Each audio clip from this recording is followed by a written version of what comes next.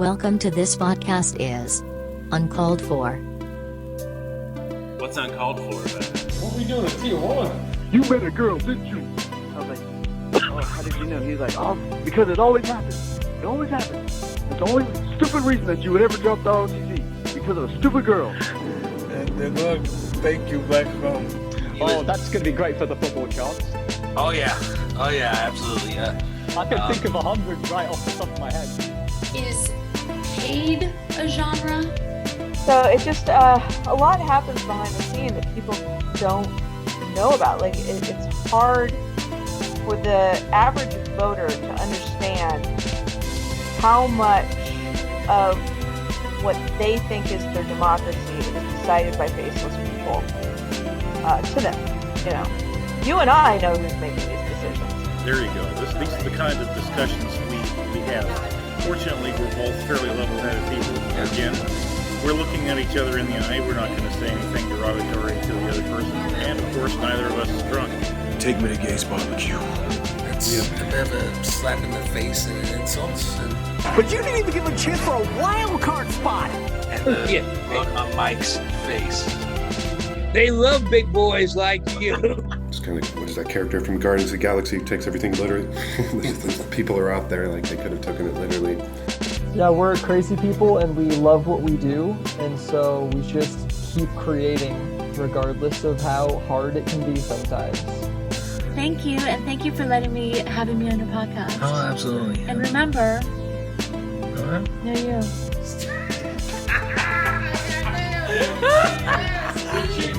That is uncalled for, Michael. And now, your host for this podcast, Mike Chernevsky. I have a lot more on this tape. Here. Listen to this.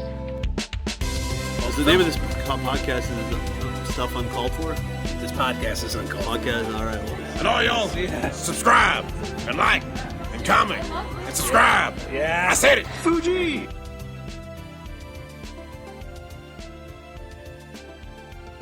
Hi, everybody. Welcome to the podcast, and it's time to try something completely different. Time for some citizen journalism.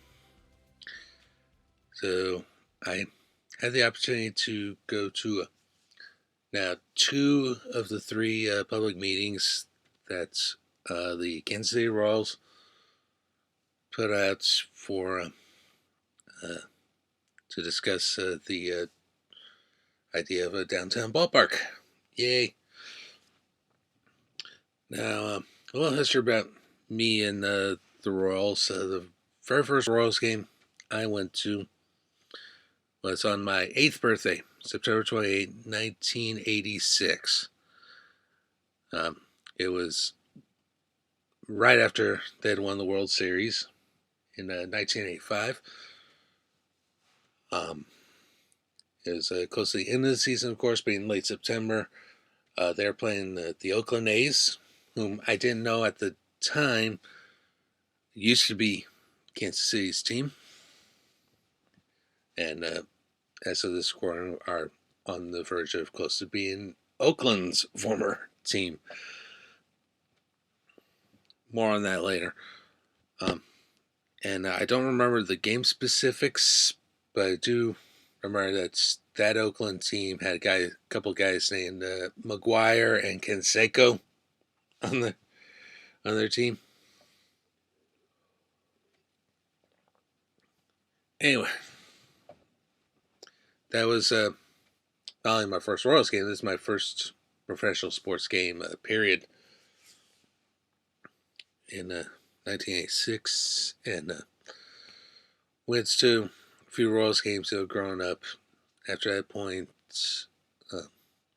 usually either around my birthday or near the beginning of the season, or in May around Memorial Day, kind of thing. And then I get to college, and they start talking about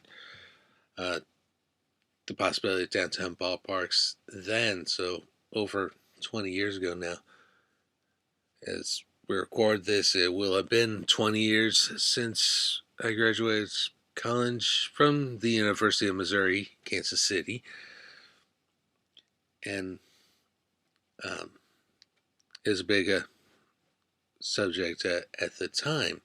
The team had just changed owners. Ewing Kaufman, the original owner, had passed away, and it was in the process of being bought up by a Walmart executive named David Glass.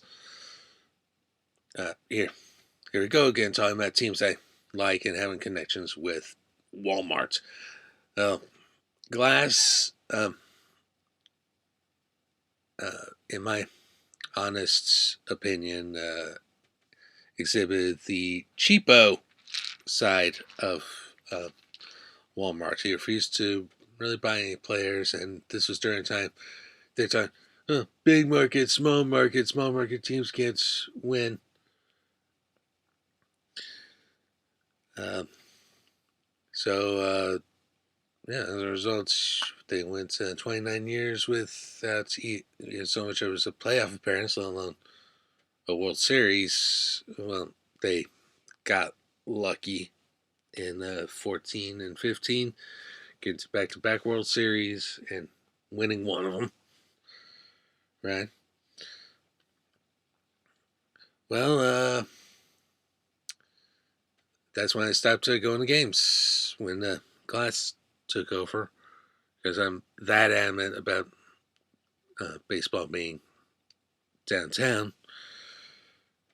In fact, the last time I had even set foot in Kauffman Stadium was 2013.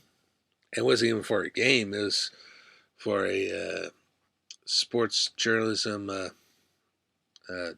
job meet and greet type deal, which I went to and was in their dugout suite area. Very nice and all that. And I appreciate the offer, but all the jobs there were radio jobs. I was more interested in a TV production job at the time, and they just maybe one. I don't know. Yes, I could say wound up not getting a job from that job fair. So, but fast forward just a couple of years, and John Sherman buys the team, and just a few months ago he put it out there that hey, this team needs a new stadium. Let's move it downtown. So a few facts to keep in mind about Kauffman Stadium before. One is its location. It is about 7 miles, I want to say, east of downtown Kansas City. Not even remotely downtown. It sits at the interchange between I-435 and I-70.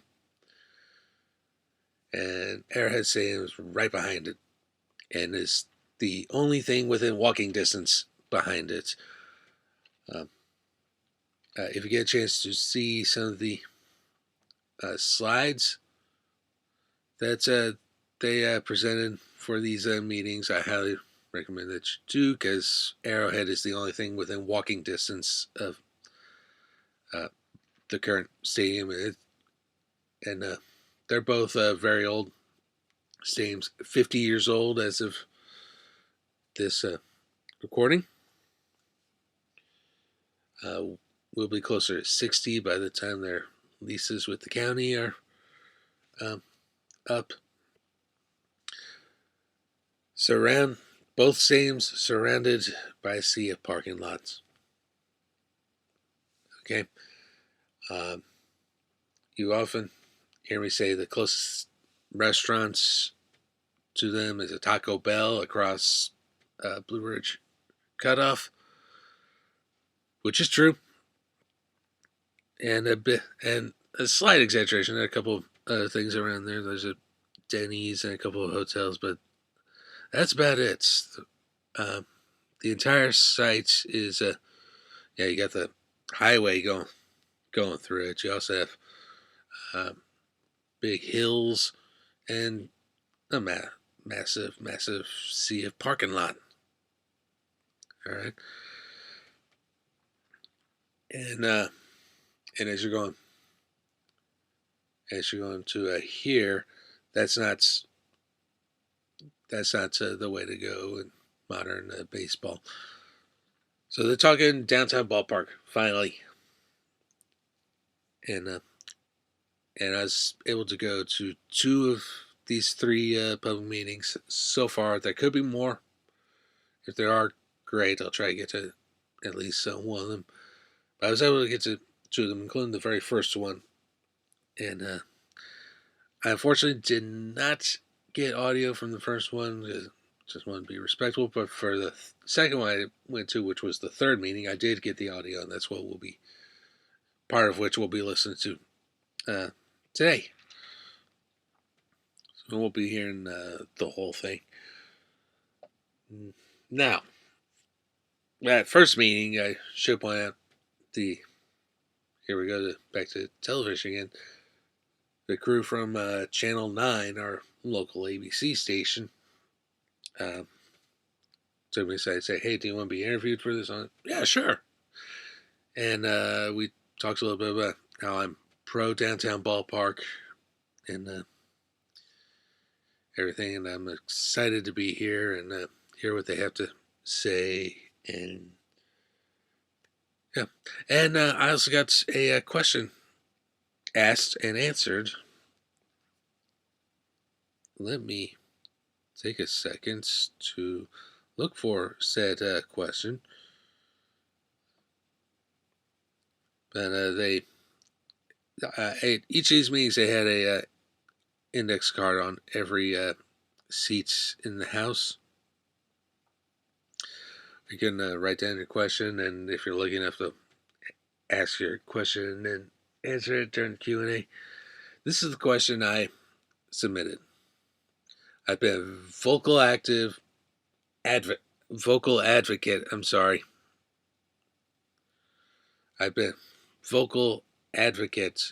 for a downtown ballpark for over 20 years, and I'm excited to see this opportunity arise. Will there be provisions for adequate affordable housing in the ballpark village? Have you considered plans for a streetcar line to service the new ballpark? Thank you.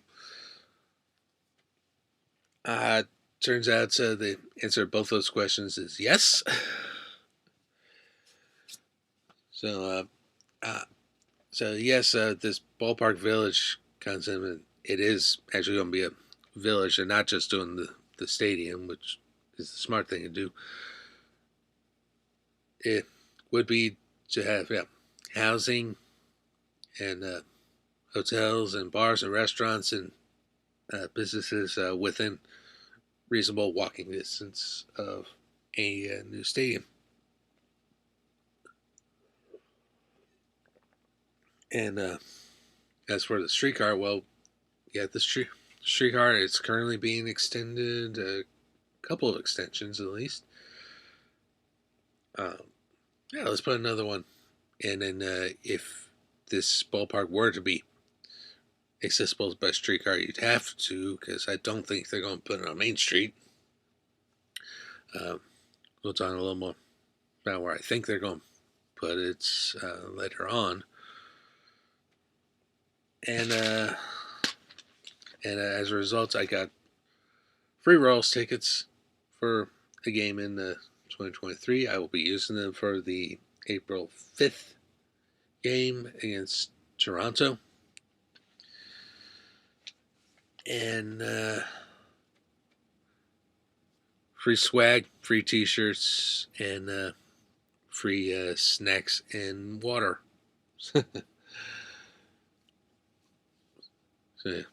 So what we're going to start hearing now is the third public meeting. Well, parts of it. Some parts I cut out because they played video and stuff. I want to respect the copyright there. So we'll just hear the main presentations and probably a couple of the questions from the Q&A. And we start with the aforementioned John Sherman, who owns the Kansas City Royals. Thank you, Bridget, and thank you for being here tonight. Thanks for all that you do in our community. And thanks to all of you for taking the time out tonight. And the opportunity to talk with members of the community is both informative and meaningful to our organization. Thank you for the opportunity to speak with you tonight.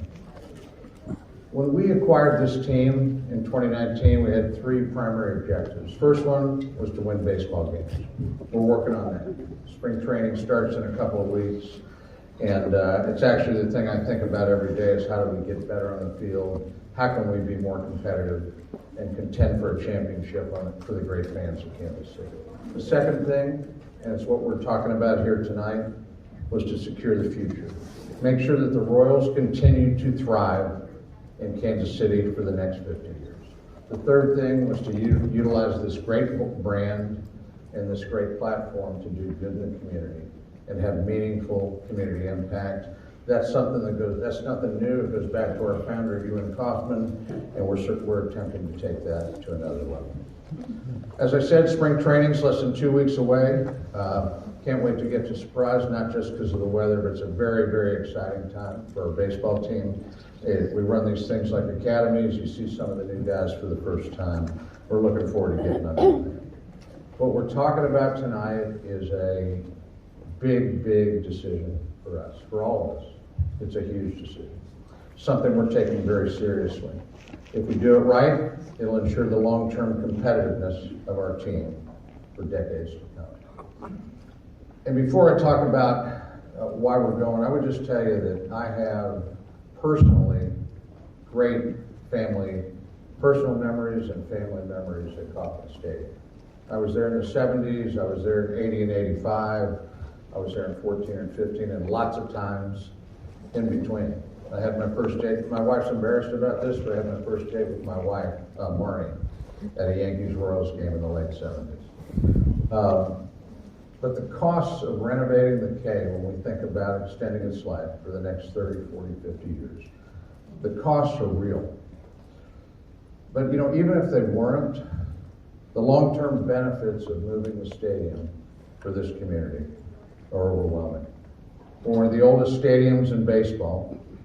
The Royals in Jackson County, though, have maintained the stadium well, and it stood the test of time. It is still today a good place to play baseball. When we acquired the team as a 50-year-old building, going to be 60 years old at the end of this decade, we knew it would be the most important thing that we would be called upon to do while we had the privilege of being stewards of this franchise. We are committed to creating a truly transformational, world-class ballpark district, one that keeps pace with our peers throughout the league. It's a funny thing, when you tell people you want to invest $2 billion, you get a lot of phone calls. People are sharing their ideas, and we feel a responsibility to listen, and we're certainly here to listen to you tonight as well. To do this right, we have a first-class team of experts. Populous, Sharon Dempster's with us tonight. Populous is one of the premier, I would say the premier, the industry leader as it relates to ballparks and baseball, but also one of the leaders in sports architecture around the world. The fact that they're here in Kansas City is great. It's really exciting to be working with someone that's headquartered in this city. I'm not sure how we got there and how Kansas City became the center of sports architecture around the world, but it's an incredible part of our community. We also have Goldman Sachs. We have other experts in public-private finance. Goldman Sachs, HR&A is also representing us in doing the economic impact studies, the economic consulting, as well as real estate advisory to the firm, to the club. If you look around the country, every stadium project built in the last 20 years has revitalized the communities in which they were built. That's how it has to work to bring an important and impactful public benefit to our community. The ownership of the Kansas City Royals will be major investors in this project. We expect to invest in excess of $1 billion of capital in the project. We'll forge a public-private partnership that will provide unprecedented public benefit. Jobs, safe walkable neighborhoods that are affordable, expanded public transportation options, and generate economic activity 365 days a year. We also understand the importance of a community benefits agreement and are committed to establishing one which is consistent with our dedicated desire to maximize benefits for the entire community. I want to turn this over to the team here and get into more detail of the project, but as I said when we began this journey, there were three simple truths will guide us in this diligent, deliberate, and transparent process. And that's wherever we play baseball, we'll benchmark our efforts against three key metrics. One, generating community impact that's real and measurable. Two, to be a catalyst for economic growth, also real and measurable. And improving the quality of life in our region with a dedicated focus on underrepresented members of our community, also in a real and measurable way. Thank you for letting us share our hopes and dreams for Kansas City with you, for being part of this process, and for being with us tonight.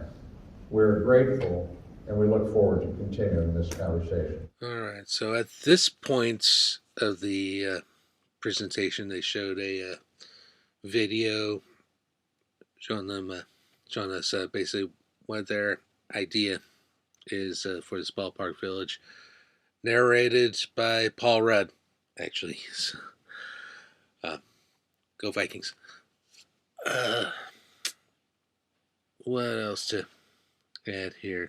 He did say a couple things that we can touch on later, but the big takeaway is, this is going to be a big process. We're talking about a potentially $2 billion project here that's going to be mostly financed by the Royals, but they're as for taxpayer input, and not a whole lot of taxpayer input if you stop to think about it, because they're just asking for the extension of a sales tax,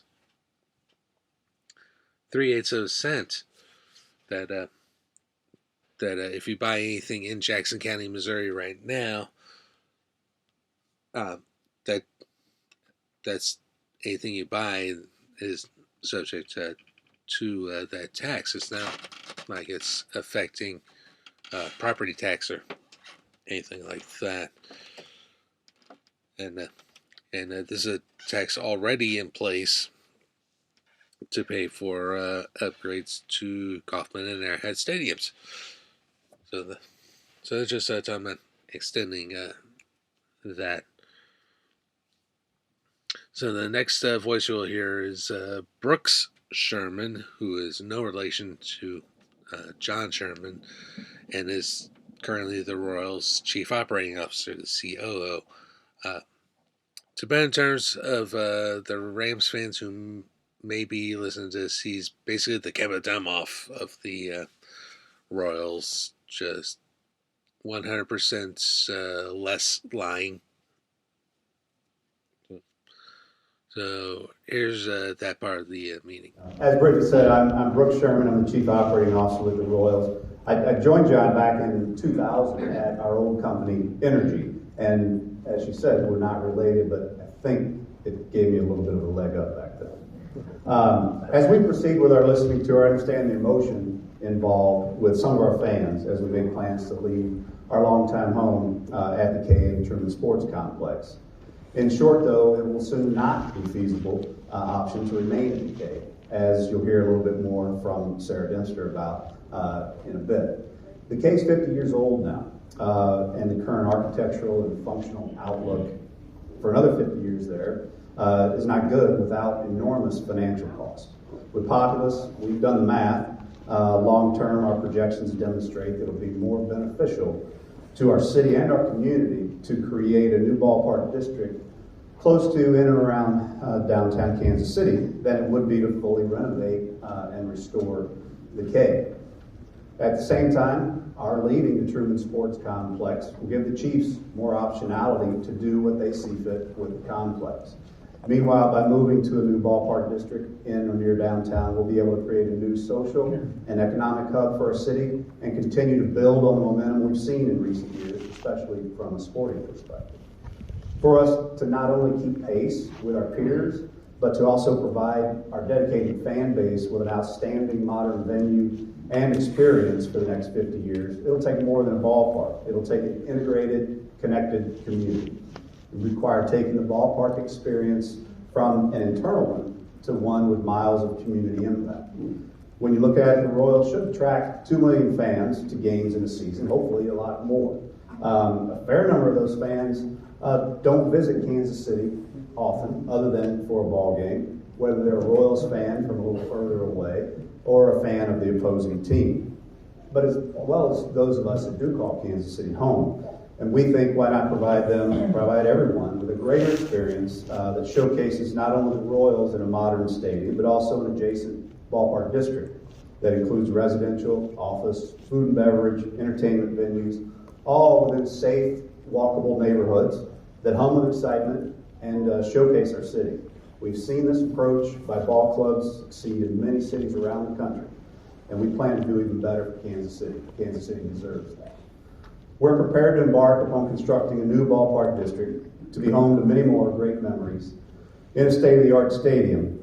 We'll bring the fountains, we'll bring the crown, the Buck O'Neill seat, our team's rich traditions and history baked into both the architecture and the experience. This project will enable the Royals to be competitive with our MLB peers, both in the development of our players. They train there. Once we're out of spring training, that's our training ground, is our baseball stadium, as well as in the entertainment and experiences of our fans that we see a lot in a lot of other ballparks around the country that we just don't have today. And allow the city to shine as bright or even brighter than our peer cities, economically and otherwise. We believe these factors are important reasons we're not just talking about a ballpark, rather envisioning an entirely new ballpark district. What we're proposing, as you've likely heard, would be the largest public-private partnership in the history of Kansas City. Projected to be a $2 billion investment as we currently envision it. Half of that would go into the ballpark and half into the surrounding district, which will be an inclusive, emblematic offering of shops and restaurants for our city and residents of all walks of life. As far as funding goes, as John said, our ownership group will be the largest investor in this project, investing over $1 billion. We'll fund the entire development around the ballpark. That's $1 billion, as well as invest hundreds of millions of dollars directly into the ballpark itself, alongside public sector funds. This project will not be possible without public investment, as is our current arrangement today at the K. We'll be looking for a continuation of that public-private partnership that's made our time at Truman Sports Complex as successful as it has been. When you think about Jackson County, what we would ask for from the voters and the county officials is an extension, a continuation of the existing 3/8 cent sales tax to provide funds for a portion of the cost of construction and maintenance of a new stadium. Exactly what's been done since the creation of the Truman Sports Complex. Importantly, as I said earlier, these public funds will be alongside hundreds of millions from our ownership group that would go toward the stadium. Additionally, we'll be seeking funds from both the city and state to ensure that the infrastructure that surrounds and serves the stadium and the district is able to support it for decades to come. By infrastructure, we're referring to things such as streets, curbs, sidewalks, highway modifications, the on and off ramps, proper traffic management. We know that's key for people to get in and around the stadium and the district. Water lines, sewer system, utilities, green spaces for parks and trails. So that's how we see the city and the state playing roles with us relative to infrastructure. Lastly, we believe the federal government may play a role as well as we consider some creative ideas that could help further build community despite the interstates in and around downtown. And parking, worry not, parking continues to be programmed into all of our plans. There's plenty of parking in and around downtown. We'll make sure it's accessible and convenient for the stadium as well and for tailgating. We believe the public benefit of this ballpark district should be commensurate with public investment and vice versa. Continuing the principle of I'm in if you're in. Now we can talk a little bit about location. Each passing day has us closer to determining which exact site might host our next home. In our last public meeting, we showed this same slide you see here of about 14 locations that have been evaluated over the years for a new ballpark. Like I said, over the years. So some of the sites aren't feasible today, whether it's development that has occurred over time, such as in the North Loop of downtown Kansas City, or the surrounding infrastructure of sites that just don't lend themselves to proper ingress and egress. As it stands, we continue to evaluate 4 or 5 sites. We're on this listening tour to hear from you as to what may be important for any site we may choose, and ensuring we can properly assemble the land for our project. We're excited about all the options that we have in mind and look forward to making this determination after the completion of a community listening tour, during which time your input remains key to our final decision. No matter where we play, we foresee a ballpark district that's vibrant not only during just the 81 home games, hopefully a lot more, a few more in October, but a hub that remains active during the team's road trips as well as in the off-season, and enhances our community 365 days a year. Downtown Kansas City has seen an influx of new residents and greater activity in the past several years. A new ballpark district will build on that momentum in and around that area and generate more development, we believe, there.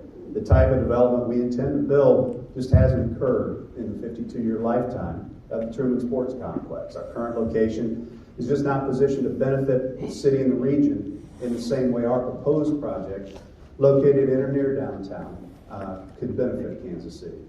We've always been proud that Kansas City outperforms as one of the 25 U.S. markets with a Major League Baseball team. That's because of the dedication from all of you.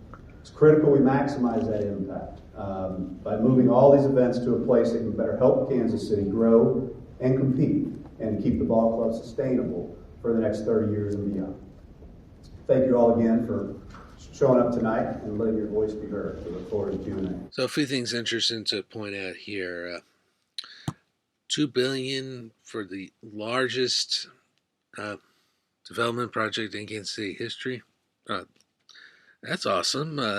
It would supplant the current project. That would be the new terminal at KCI Airports that will be open by the time this episode releases. It'll be near the end of February that it finally opens, and it's replacing terminals that were as old as the Truman Sports Complex. Before we get to the next part is Sarah Dempster. She works for Populous. Populous was an offshoot of the HOK architecture group, and they focus primarily on stadiums and arenas and convention centers. I guarantee you've heard of some of the venues that they have done, and they are a Kansas City firm. Their offices are in the Board of Trade's building on the South Plaza, where, full disclosure, I did see a therapist for a while, and when I first started seeing him, his office was in the Board of Trade building, right across the street from the Plaza Library.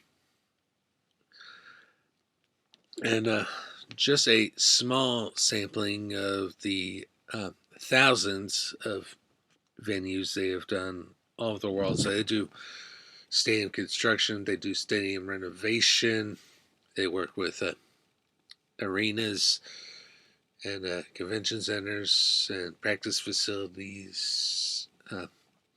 If it's related to sports and entertainment, they probably do it.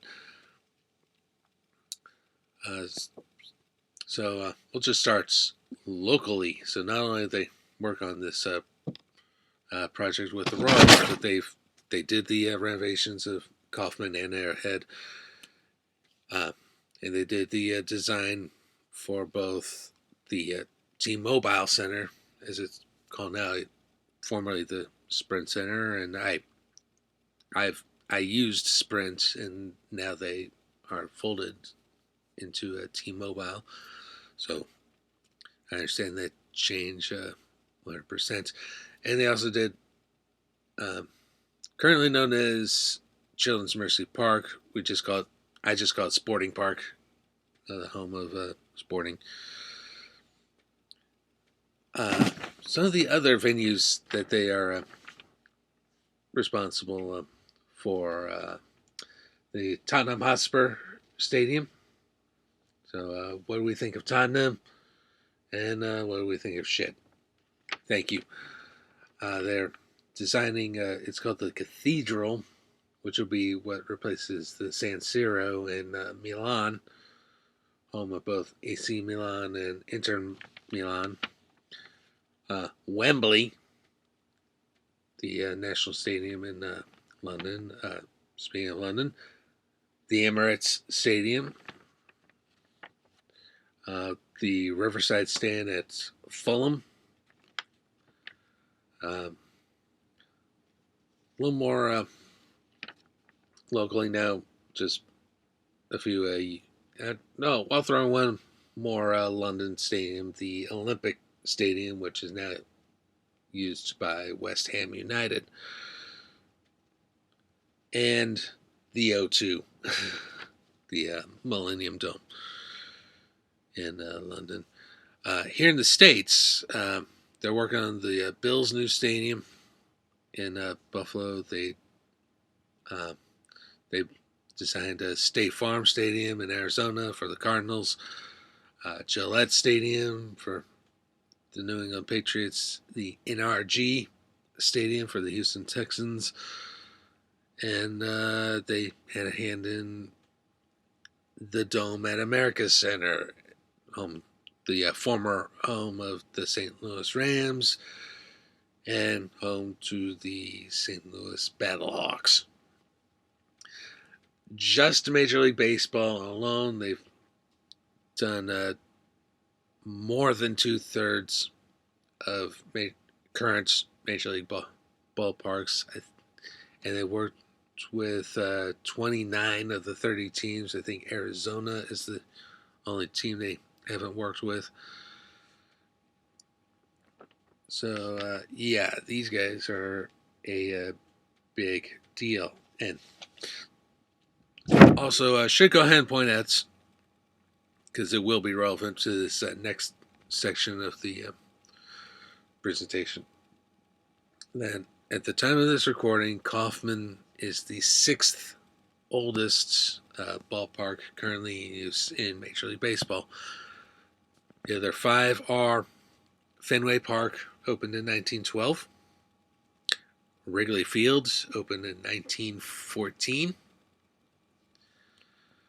Dodger Stadium, 1962. Angel Stadium, 1966. And a venue we've talked about before on this podcast, the Oakland Coliseum, opened in 1966. And Kauffman, 1973, and then you have to go all the way down to Toronto's Sky Dome, which was opened in 1989 for the next oldest. So we now turn our attention back to the public meeting and to someone who actually knows a thing or two about all this stuff. Many of us have great memories at the K, myself included. Tonight, we do want to address some of the issues that we observed with our team of engineers last year. We were asked by the Royals to complete an assessment of Kauffman Stadium, along with a potential cost estimate for a renovation and capital improvement study. It's worth noting that we listed close to 400 items in our report, not unexpected for the 5th oldest stadium in Major League Baseball. In the interest of time tonight, I'll address just a few of the major takeaways that were noted during our review. Our structural engineers noted that the concrete in the building has evidence of ASR, alkali silica reaction. This is typically known as concrete cancer. I've included a short technical description on this slide. There were some sections treated with a chemical treatment in 2007 during the major renovation, but the penetration was not adequate enough to be an effective means of remediation. Getting another 30 years of life out of the structure could require major removal and replacement of the concrete that is affected by the ASR. On top of those issues, the actual functionality of the seating bowl and the structure of the building would require approximately 70% removal of the structure to meet the future needs of the team. Mechanical, electrical, and plumbing systems are also nearing the end of their service life in the next 5 to 10 years and would require replacement as well. Based on the condition of the K, as well as the improvements needed to sustain the facility, the construction estimate for the renovation was greater than the estimate for a new ballpark. It's important to remember that the staggered construction schedule plays a factor in the cost of renovation, not to mention the lost revenue not included in this number if certain ballpark areas become non-functional during construction. Next, we want to quickly address a few issues that we've been studying for the Royals as they explore their options. The image on the left shows the Truman Sports Complex overlaid on the downtown area. As you can see, the walking distance is similar, even reduced, when you consider that some of the parking downtown would be contained within existing parking garages. This would actually allow for a greater density of people to park closer to a downtown location. On the right side of the slide, you can see a study that identifies surface lots, upper-level parking decks, city parks, and open spaces that could allow the potential for tailgating or hanging out before a game. And of course, one of the benefits of a more urban location is the ability to visit and support the restaurants and businesses that are already downtown. As part of our work, we also studied the potential of concurrent events at a downtown ballpark and the T-Mobile Center. Based on this study, we established the site locations could accommodate these overlapping events. As you saw in the previous slide, there are over 50,000 existing parking spaces in the inventory downtown, which could handle these simultaneous events when necessary. This is based on approximately 17,000 cars requiring parking when there is a dual event night. The remainder of patrons are assumed to arrive via rideshare, streetcar, bus, or on foot. We would also encourage the implementation of a parking zone system to help direct motorists to the closest parking for each venue. Like our earlier speakers tonight, we've also been studying what a ballpark can mean for Kansas City in a larger context, and how an adjacent district can further enhance our city. For those that visit, but especially for all of us Kansas Cityans, those that live, work, and play here. The next Sarah is going to go into more detail on what that could mean and why this project is about more than a ballpark. All right, so a couple things from this portion of the program to talk about. So let's start with ASR, alkali silica reaction. And I'm going to quote directly from Wikipedia on this one. So ASR, alkali silica reaction, more commonly known as concrete cancer, is a deleterious swelling reaction that occurs over time in concrete between the highly alkaline cement paste and the reactive amorphous, i.e. non-crystalline, silica found in many common alginates given sufficient moisture. This chemical reaction causes the expansion of the altered aggregate by the formation of a soluble and viscous gel of sodium silicate, Na2SiO3, and H2O, also noted Na2H2SiO4 and H2O and SH, depending on the adopted convention. This gel swells and increases in volume when absorbing water. It exerts an expansive pressure inside the alginate, causing spalling and loss of strength of the concrete, finally leading to its failure. ASR can lead to serious cracking in concrete, resulting in critical structural problems that can even force the demolition of a particular structure. The expansion of concrete through reaction between cement and alginates was first studied by Thomas E. Stanton in California during the 1930s, with his founding publication in 1940. So it's a chemical thing, and as to how much it would cost, well, they provide those numbers in the slides. To repair Kaufman would cost $1.072 billion, as opposed to the $1.005 billion it would take to build a ballpark. Again, the difference between the two is still millions of dollars. You do the math; it's 67 million with an M worth in repairs that would have to be done. And there was also a slide they showed superimposing the Truman Sports Complex, Kauffman and Airhead Stadiums, and the surrounding parking lots, transposing over the downtown loop, and the entire complex, parking and all, fits exactly within the downtown loop. And downtown has 5 times the available parking spaces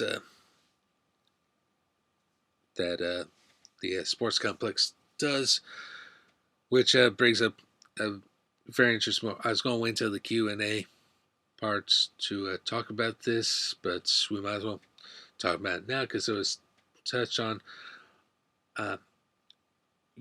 One of the big critiques of even thinking about putting a ballpark downtown is, where's everybody going to park? Well, they do a good job of putting that to bed, because there's way more parking downtown, way more than one would think. And they did a good job in this presentation, particularly of addressing parking and traffic concerns, because they kind of go hand in hand. I got theories on that. These people just don't want to drive downtown for one reason or another. So we're moving on. I'll play a couple more.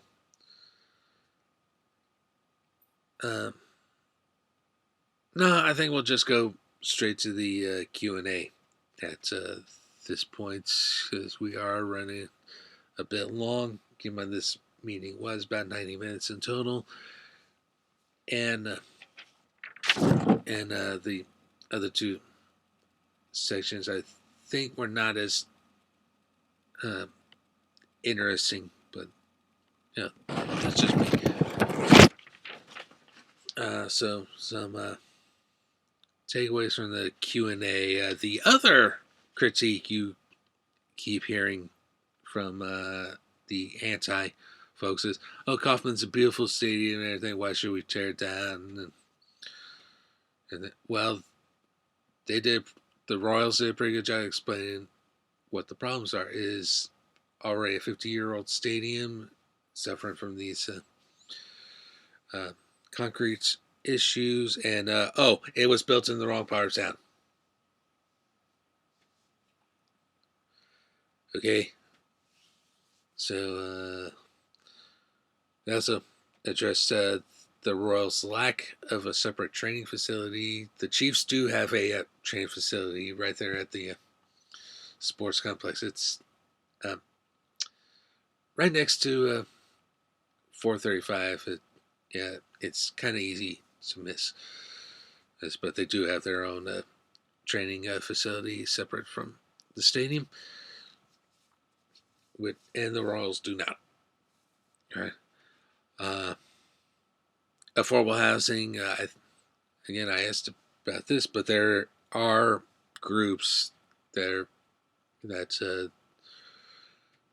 are very much concerned with this subject, and rightfully so, because affordable housing is a issue nationwide, not just here in Kansas City. Nationwide, this is an issue,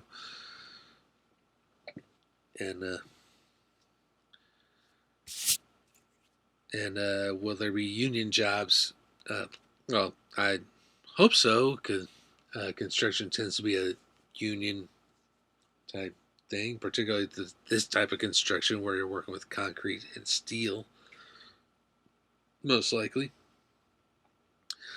Local food options, so are they going to serve barbecue and other staples of KC cuisine at this new ballpark?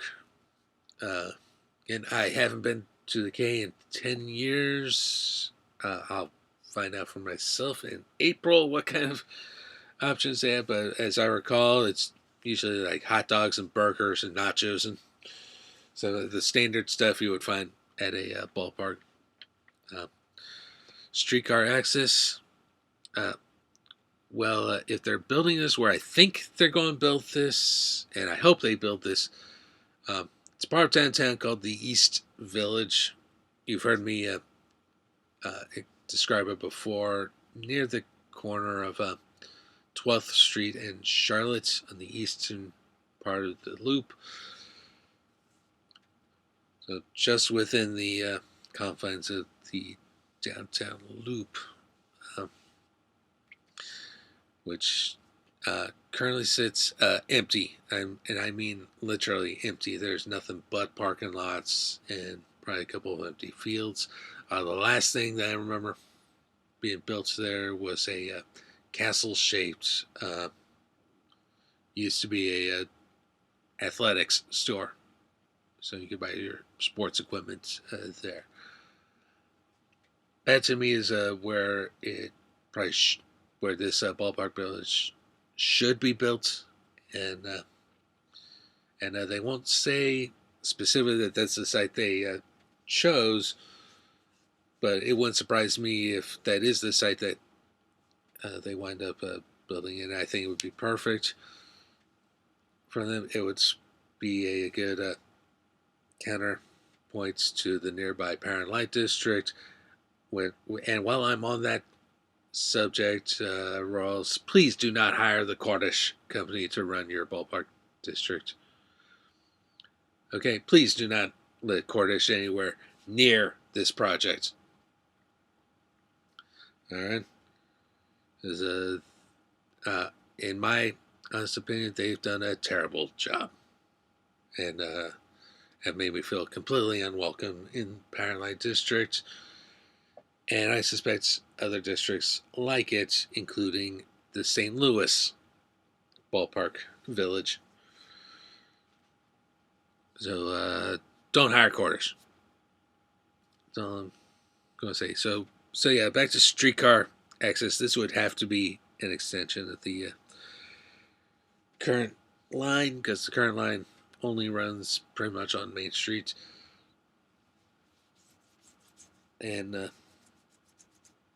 yeah, you would need an extension for that. Well, East Village just happens to have a bus depot, which to me screams the perfect spot for a streetcar stop. All right. So they do plan on having a streetcar. They asked about why are you not putting a roof on this thing? So Kaufman does not have a roof. Arrowhead does not have a roof. There had been plans in the past, including those ridiculous upgrades in the early 2000s. Maybe we put a rolling roof over the two, so that when it's raining, we just slide the roof over. There's really no need for such a roof. I could understand in colder climates, then we usually get roof would be a good thing. But even Minneapolis with Target Field, that is open air. So, okay. And now further south, the opposite is true. You want to keep hot air out. And you see that with Houston. And I guess the new Texas stadium is like that. Miami certainly is like that. This next one, I am going to play the actual question. This has to relate to the aforementioned two oldest stadiums in Major League Baseball, both of which over a century old. Fenway Park and Wrigley Field. Why don't you spend your own money? I can hear my mom answer. I feel like I'm embracing my inner mother.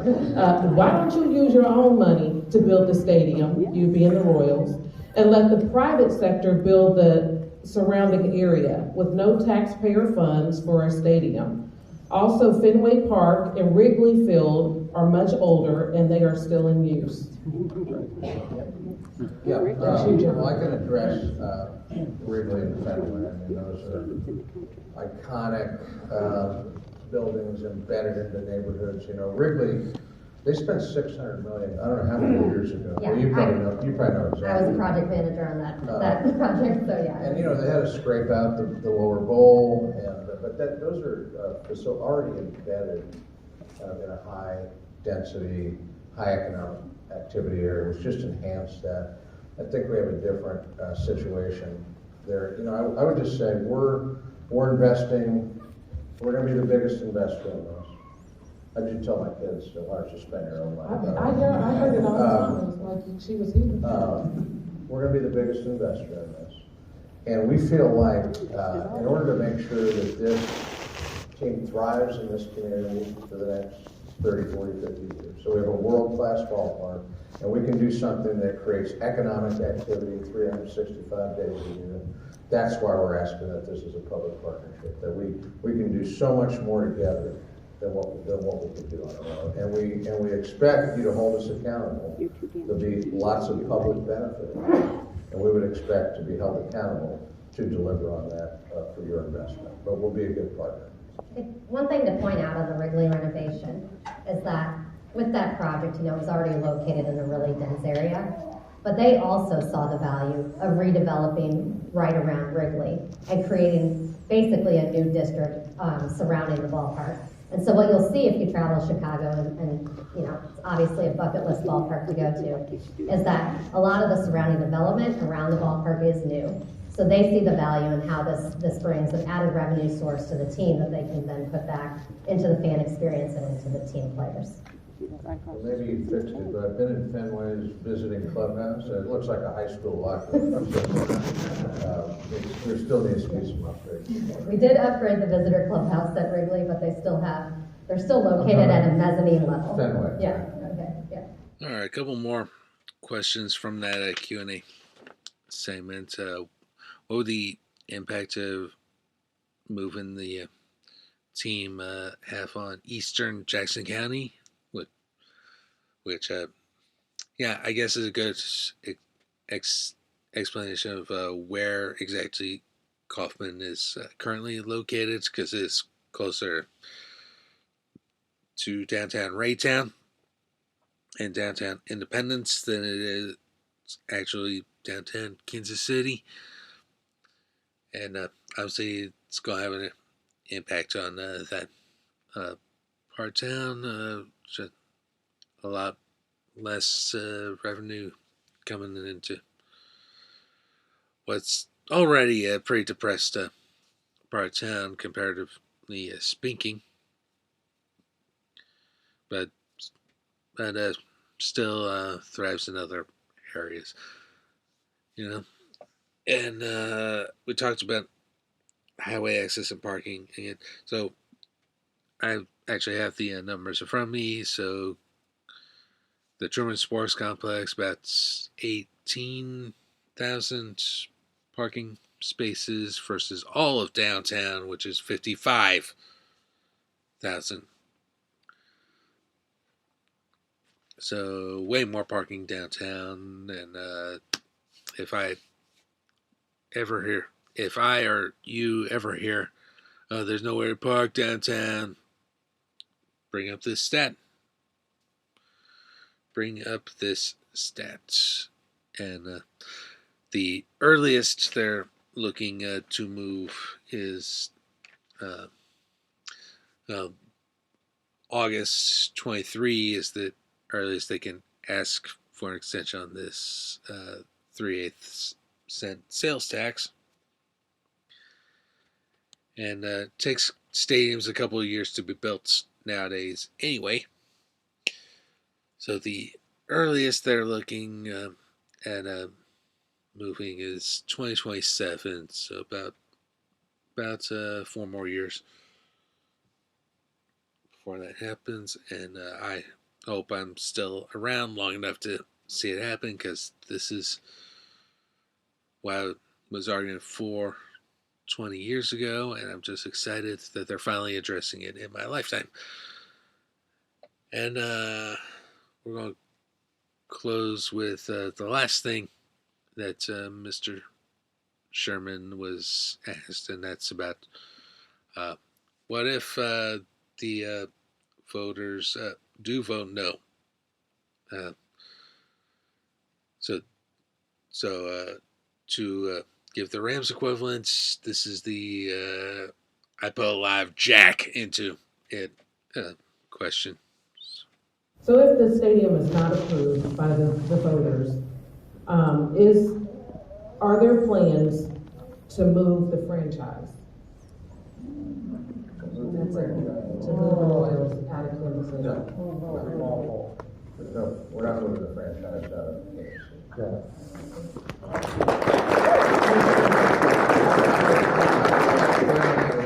Because I think the legacy of ownership in Kansas City, the Kansas City Royals, is like, it's unique, I think, in sports. You know, we lost the A's in 1967. We had an off year. Ewing Kauffman stepped up and brought the Royals here in 1969.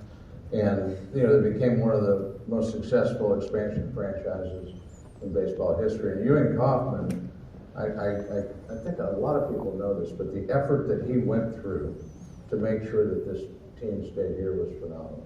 I mean, he tried to sell half of it to a guy that went bankrupt. He bought it back.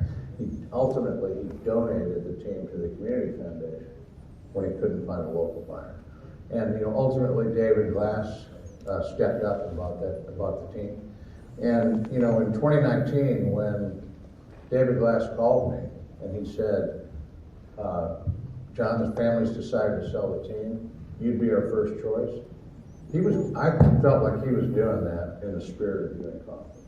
He could have auctioned off the team. He could have brought in outside bidders from Chicago, New York, or literally around the world. And you might be having a different conversation right now. So we kind of feel like, in some ways, we were selected. And it's an honor and a privilege to be a steward of this team. But our job is to make sure, as we've said a bunch of times tonight, that this franchise thrives in this community for the next 50 years. Yeah, I think that's a good time to leave this public meeting. The Royals do have a website for this project. It is kcballparkdistrict.com.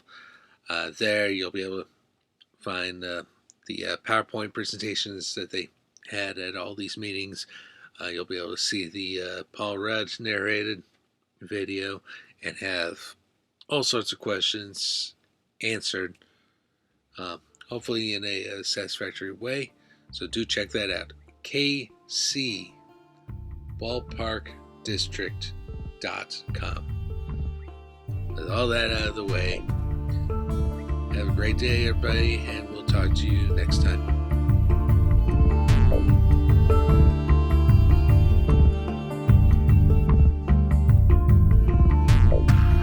This podcast is Uncalled For is hosted, produced and edited by Mike Chernevsky.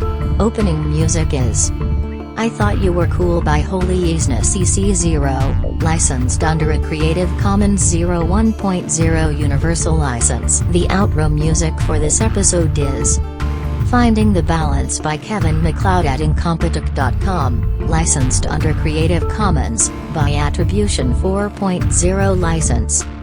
Go to kcballparkdistrict.com for more information on the Royals Stadium project. Please like, share, and subscribe to the podcast through your favorite podcasting platform. Like our Facebook page at facebook.com/uncalledforpodcast, and check out our blog with show notes at uncalledfor.home.blog. If you are in the United States or Canada, you can call us at 816-832-5160.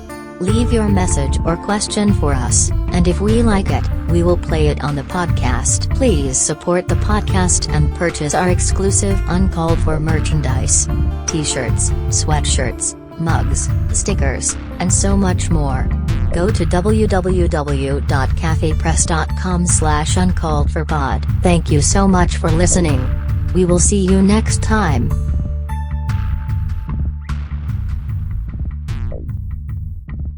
Somebody's a doctor.